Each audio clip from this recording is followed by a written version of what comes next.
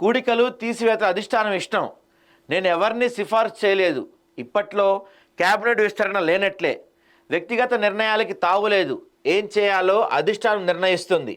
నాకు రాహుల్కు ఎలాంటి గ్యాప్ లేదు. ప్రతిపక్ష నేతల కేసులు చట్ట ప్రకారమే. సమస్యల పరిష్కారం దిశగా అడుగులు. ఢిల్లీ మీడియాతో సీఎం రేవంత్ రెడ్డి. మంత్రివర్గంలో ఎవరు ఉండాలో అధిష్టానానిదే తుది నిర్ణయం. నేను ఎవరి పేరు ప్రతిపాదించట్లేదు. ప్రతిపక్ష నేతలపై కేసుల విషయంలో చట్ట ప్రకారమే వెళ్తాం. త్వరగా అరెస్ట్ చేయించి జైల్లో వేయాలనే ఆలోచన మాకు లేదు. సమస్యలకు శాశ్వత పరిష్కారం దిశగా పనిచేస్తున్నాం. అన్ని అంశాలను పరిగణలో తీసుకొని కులగణన సర్వే చేశాం.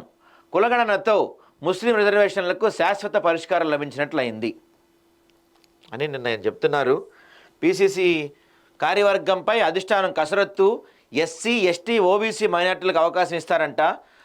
ఉపాధ్యక్షుల నియామకంపై చర్చలు. రేస్లో పలువురు సీనియర్లు. బీసీలకు 50 నుంచి 60% పదవులు ఇస్తామని చెప్తున్నారు మహేష్ కుమార్ గౌర్ గారు. So SC, ST, OC minority వర్గాలకు చెందిన నాయకులకు వర్కింగ్ ప్రెసిడెంట్లుగా నియమిస్తారని సమాచారం. 4 వర్కింగ్ ప్రెసిడెంట్లు పెట్టుకోబోతున్నారంటే వీళ్ళు కాంగ్రెస్ పార్టీ వాళ్ళు. సో రాష్ట్రంలో మంత్రివర్గ విస్తరణపై సీఎం రేవంత్ రెడ్డి సంచలన కామెంట్స్ చేశారు. మంత్రివర్గ విస్తరణ ఎప్పుడు ఉండాలి, కొత్త మంత్రులుగా ఎవరు ప్రమాణం చేస్తారో అనేది హైకమాండ్ డిసైడ్ చేస్తుందని, ఇందులో నా జోక్యం ఏం లేదని స్పష్టం చేశారు ఆయన. ఢిల్లీలో ఉన్న సీఎం రేవంత్ రెడ్డి మీడియా చిట్చాట్లో ఈ వ్యాఖ్యలు చేశారు. మంత్రివర్గంలో ఎవరిని తీసుకోవాలనే విషయంలోనూ స్పందించారు. నేను ఎవరిని సిఫార్సు చేయలేదు. పార్టీ ఇచ్చిన పని పూర్తి చేయడమే లక్ష్యంగా పనిచేస్తున్నాను. పార్టీలో జరిగే ప్రతి విషయం అధిష్టానానికి తెలుసన్నారు. ఇప్పటి వరకు రాహుల్ గాంధీ అపాయింట్మెంట్ కోరలేదని, రాహుల్ గాంధీ తన అనుబంధం ఏంటో తెలియని వాళ్లే ఏదేదో మాట్లాడుతున్నారని వివరించారు ఆయన. పని చేసుకుంటూ పోవటమే నాకు తెలుసు. ప్రతి విషయానికి వివరణ ఇచ్చుకుంటూ వెళ్ళను అంటూ స్పందించారు. తెలంగాణ కేబినెట్ విస్తరణ ఇప్పట్లో లేనట్టేనని ముఖ్యమంత్రి చెప్పేశారు. సో ఎప్పటి నుంచో దాదాపుగా ఇదిగో రేపు అదిగో రేపు తెలంగాణ కేబినెట్ విస్తరణ జరగబోతుంది అని ఎన్నో ఆశలు పెట్టుకున్న వాళ్ళందరికీ ఇదొక అడి ఆశలు అనే చెప్పచ్చు. వాళ్ళ ఆశలపైన రేవంత్ రెడ్డి నీళ్లు చల్లారు. ఇప్పుడప్పుడే స్థానిక సంస్థల ఎన్నికలు అయితే ఇప్పుడప్పుడే మంత్రివర్గ విస్తరణ అయితే ఉండదు అని ఆయన చెప్పేశారు. మంత్రివర్గ విస్తరణ చేయాలన్నా ఎవరిని ఫైనల్ చేయాలన్నది కూడా అధిష్టానమే డిసైడ్ చేస్తుందని చెప్తున్నారు ఆయన. దీంతోపాటుగా పిసిసి కూర్పు కొలిక్కి వచ్చినట్లే అన్నారు. మంత్రివర్గంలో ఎవరు ఉండాలో అధిష్టానానిదే తుది నిర్ణయం. నేను ఎవరి పేర్లు ప్రతిపాదించట్లేదు. ప్రతిపక్ష నేతలపై కేసుల విషయంలో చట్ట ప్రకారమే వెళ్తాం.